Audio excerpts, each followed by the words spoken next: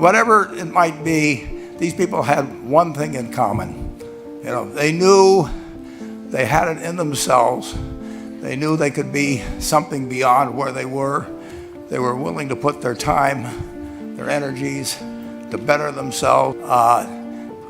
As I came in, Mike Bloomberg was talking, and he talked about immigrants, and I echo his remarks. But I would like to tell you of two women that each sold a business to Berkshire Hathaway, to me actually, for many, many, many millions of dollars. Both of them started with $2,500. By a coincidence, it was the exact same amount. It was everything they had in the world. One of them was a woman who landed in Seattle in 1917, couldn't speak a word of English, had a tag around her neck. The tag said,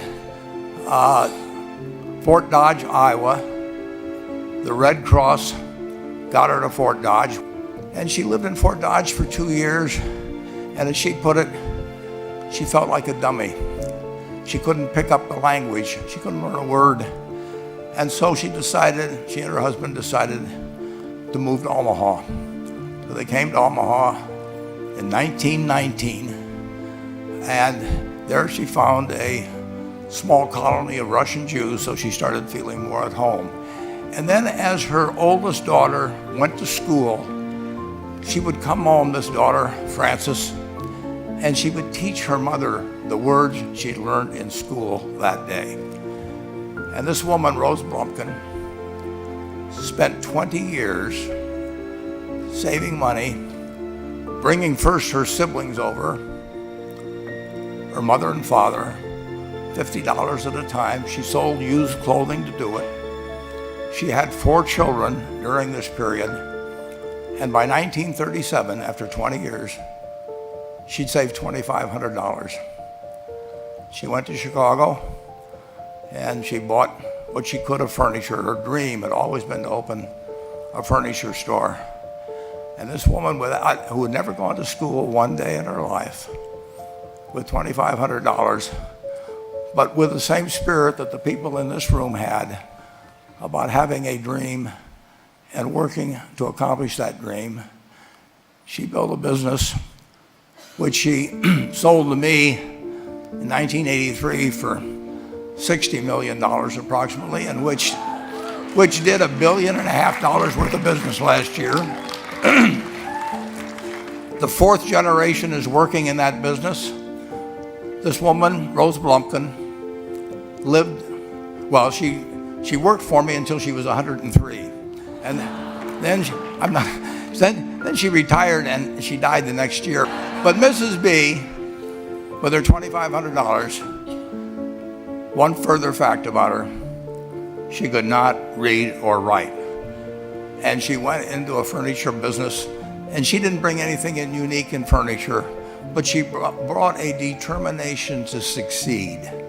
She knew she could outwork anyone else. She knew she cared about her customers. She worked at very low gross margins, but she built this incredible business. And I saw one other woman who did a similar thing with $2,500. I paid her hundreds of millions of dollars for her business. Today, I'd like to tell you about one other small business person. This person, I went to buy his business from him, and he turned me down, which was very wise. But this was a fellow who was born about 8 years before I was. He was born in 1922. He was we'll call him Jack, lived in the Midwest. He was a pretty good athlete, didn't like school much. And I'm going to tell you one thing early in the story. Maybe you can figure out who the guy was. The company he built hires more college graduates each year than any other company in the United States. And this fellow, who was destined for this but did not know it, Jack, went to college for a year and then dropped out. He really wasn't that interested in school. And the year he dropped out was 1941.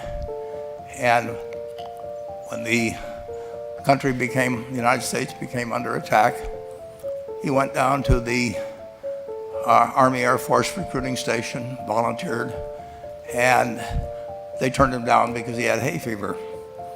So he went over to the Navy and again volunteered, and they took him. He flew small flight airplanes during World War II, got 2 distinguished flying crosses from the Navy, and then he came back to the Midwest. So now we've got a young guy, probably by this time he would be 23 or 24 years old.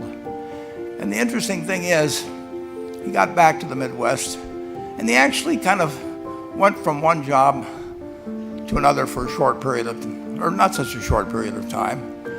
And he finally became a used car salesman at a Cadillac dealership in St. Louis, Missouri. And at age 35, having moved up in the organization, the sales organization, he said to his boss, could I go into car leasing business with you?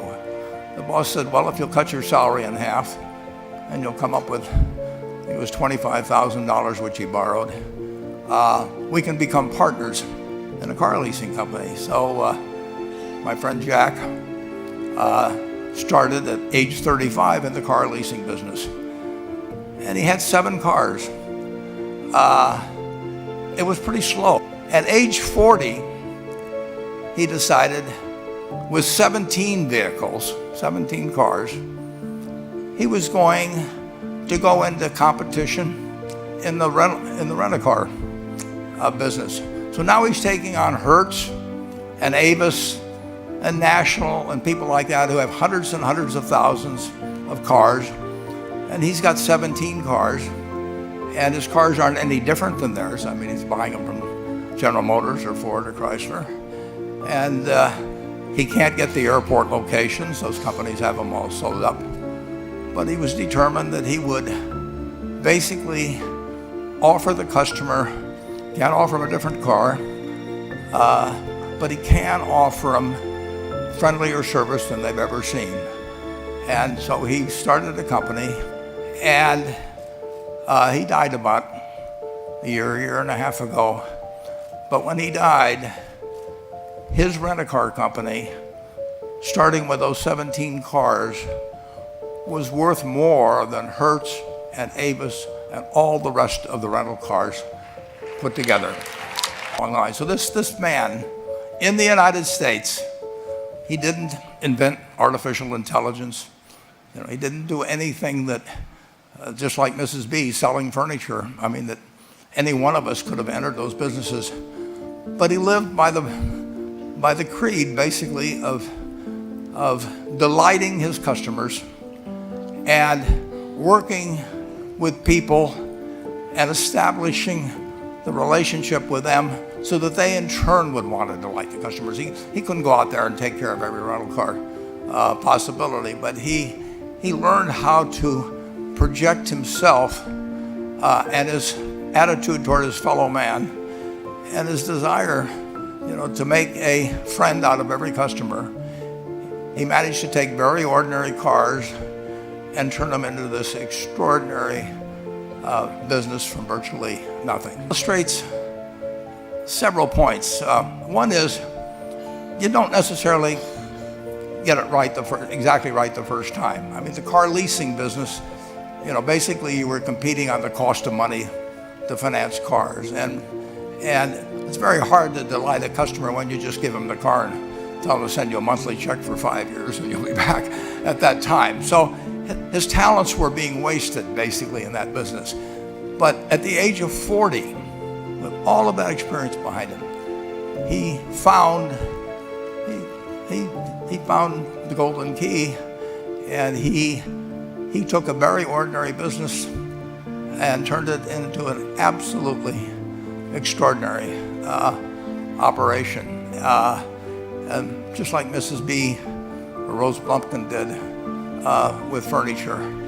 And he didn't worry about whether the Federal Reserve was going to tighten or ease. He didn't worry about whether the stock market was up or down yesterday. He didn't worry about the things he couldn't change, but he did focus on the one thing he could change, and that was the customer's experience. Henry Ford, as you may know, failed twice before he started the Ford Motor Company in 1903. I mean, the test isn't whether you get the greatest business idea in the world the first time out.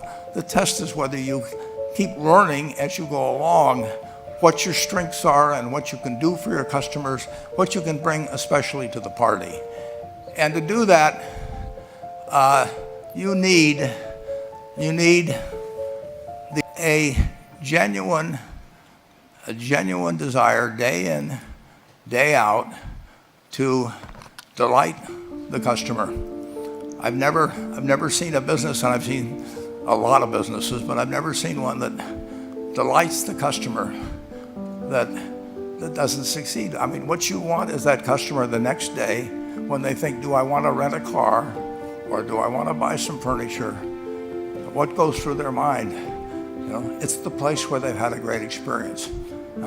I don't know what I paid for this tie. Actually, probably if somebody gave it to me, but for the purposes of this speech, I will say I have no idea. But or the shirt I'm wearing, but I do know, I will remember how I was treated when I bought it. I mean, you long forget about the price, but you never forget whether you had a good experience or a poor experience with the purchase experience.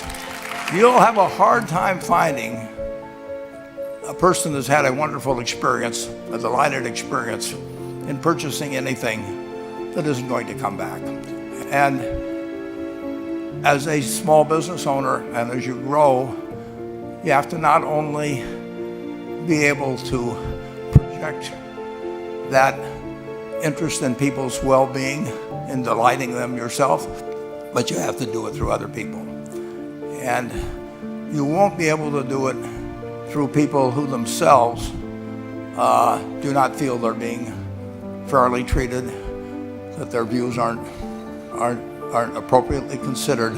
So you really do have to learn to multiply yourself through other people. And I advise the young people that come to Omaha.